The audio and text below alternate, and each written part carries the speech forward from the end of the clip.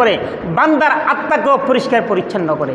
আল্লাহ পাক রব্বুল আলামিন যাকাত ফরজের প্রথম হিকমত হচ্ছে বান্দার আত্মিক পবিত্রতা অর্জিত হয় কি দ্বারা? যাকাত দ্বারা।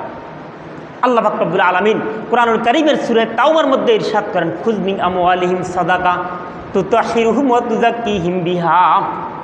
আল্লাহ তার হাবিব মুহাম্মদুর রাসূলুল্লাহ সাল্লাল্লাহু আলাইহি ওয়াসাল্লাম বলতেছে, মুহাম্মদকে বলতেছে, খুয মিন আমওয়ালিহিম সাদাকা, তাদের মাল থেকে সদকা যাকাতকে গ্রহণ করুন। তুতাহহিরুহুম, এই মাল তাদের, তুতাহহিরুহুম তাদের মালকে পরিষ্কার করবে কে? যাকাত। এই যাকাত সদকা মালকে, সদকা মানুষের মালকে পরিষ্কার পরিচ্ছন্ন করবে। ওয়া তুযাক্কিহিম বিহা, এবং বান্দার মাল আরও বৃদ্ধি পাবে, বান্দার আত্মিক পবিত্রতা হবে, বান্দা পরিশুদ্ধি লাভ করবে কি দ্বারা? যাকাত দ্বারা। আমরা এখন মনে করি যাকাত দিলে সম্পদ কমে যাবে, আমার পকেটের টাকা আমি অন্যকে কেন দিব?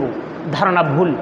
সম্মানিত হাজরিন মসজিদ, আল্লাহ বলতেছে যাকাত দ্বারা সম্পদ বাড়ে, যাকাত দ্বারা বান্দার আত্মিক পবিত্রতা অর্জিত হয়, যাকাত দ্বারা মালকে পরিষ্কার পরিচ্ছন্ন করে।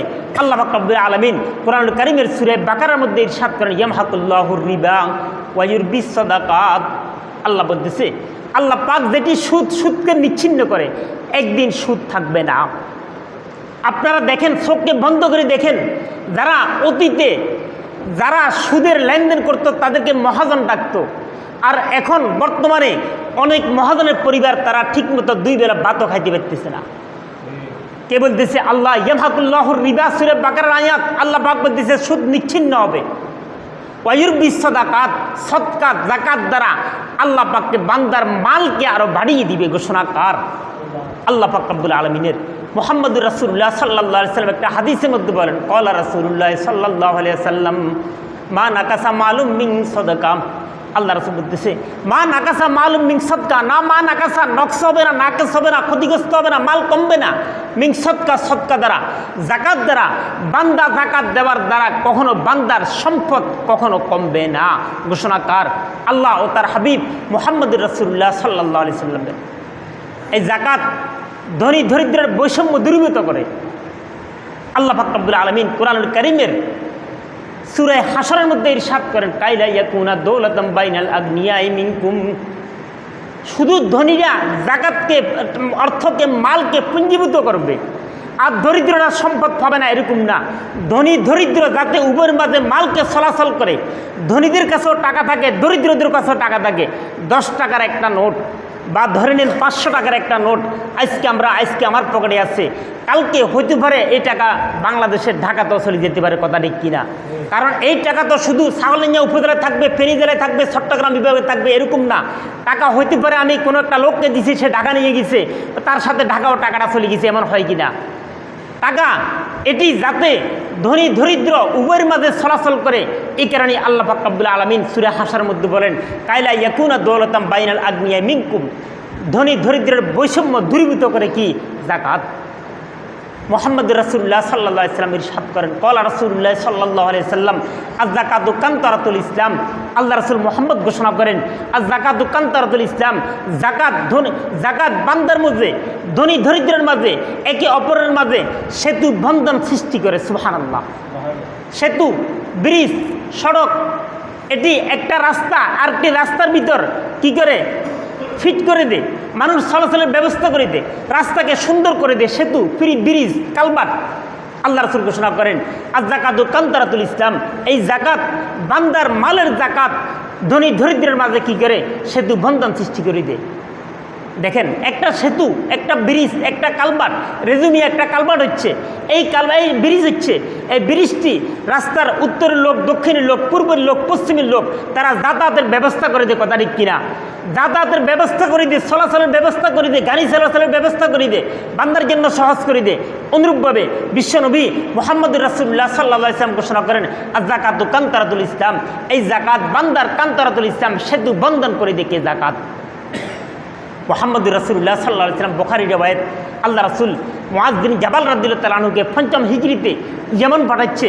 ওইখানে পাঠানোর সময় রাসূল মুআয বিন জাবাল রাদিয়াল্লাহু তাআলাকে বলতেছে, অনেক বড় হাদিস, অনেক বড় লম্বা ইতিহাস, লম্বা ঘটনা, লম্বা খুতবা। আল্লাহ রাসূল বলেন, তুখাযু মিন আগনিয়াহিম ফাতুরাদ্দু আলা ফুকারাইহিম। আল্লাহ রাসূল বলেন, তুমি এই যাকাতগুলো তুখাযু মিন আগনিয়াহিম, যারা ধনী তাদের থেকে গ্রহণ করবে, কালেকশন করবে, গ্রহণ করবে, তারা দিবে। ফাতুরাদ্দু আলা ফুকারাইহিম, ও মুআজ তুমি এই জাকাতগুলো যারা ফকির, যারা নিঃস্ব, যারা অসহায়, যারা মিসকিন, যারা দরিদ্র, যারা ঋণগ্রস্ত, তাদের মাঝে কী করবে? জাকাতকে বন্টন করে দিবে। ঘোষণাকার মুহাম্মদুর রাসূলুল্লাহ সাল্লাল্লাহু আলাইহি সাল্লামের। এই জাকাত দ্বারা মানুষ যদি জাকাতকে যথাযথভাবে যদি আদায় যদি করে, তাহলে জাকাত বান্দা বাংলাদেশে কোনো নিঃস্ব, অসহায়, দরিদ্র কোনো লোক থাকবে না। কিন্তু আমরা জাকাত এক পক্ষ জাকাত দিয়ে থাকি নামকে বাঁচতে, লোক দেখানোর জন্য। জাকাত দিয়ে থাকি 500 টাকা, ওখানে ভিডিও করা হয় 500 বার। জাকাত দিয়ে কয়বার? একবার। ভিডিও করে কয়বার? 500 বার, লোককে দেখানোর জন্য। এগুলো কোনো কিনা শরীয়তের কিনা উদ্দেশ্য না। তাই আমাদের যাদের উপর জাকাত ফরজ, জাকাত আমরা দেওয়া একান্ত কর্তব্য। ইসলামের একটি খুঁটি, ইসলামের একটি রুকন, ইসলামের একটি স্তম্ভ। জাকাতকে অস্বীকারী বান্দা কাফের। জাকাতকে অস্বীকারী কি? কাফের। এই জাকাত বান্দার অভাবকে দূর হয়। কার বান্দার? যারা দরিদ্র, নিঃস্ব, অসহায়, তাদের অভাবকে দূর হয়।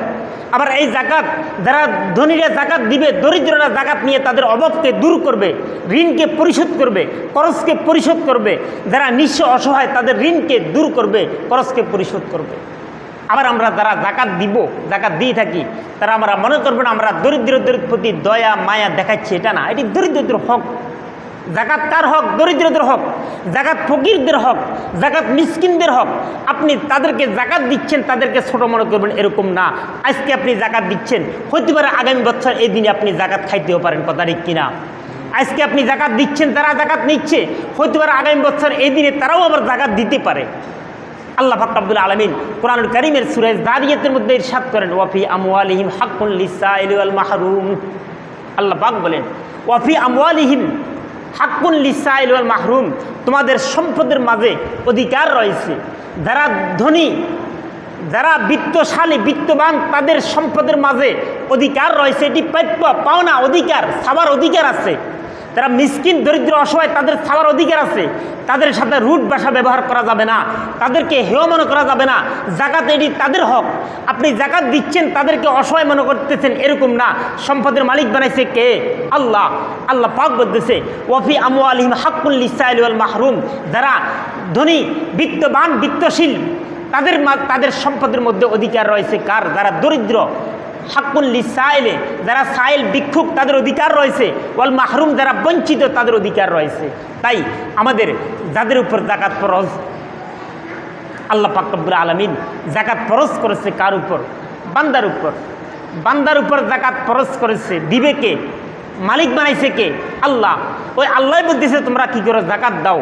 তাই আমাদের যাদের উপর জাকাত ফরজ, তারা জাকাত দিয়ে দিবে।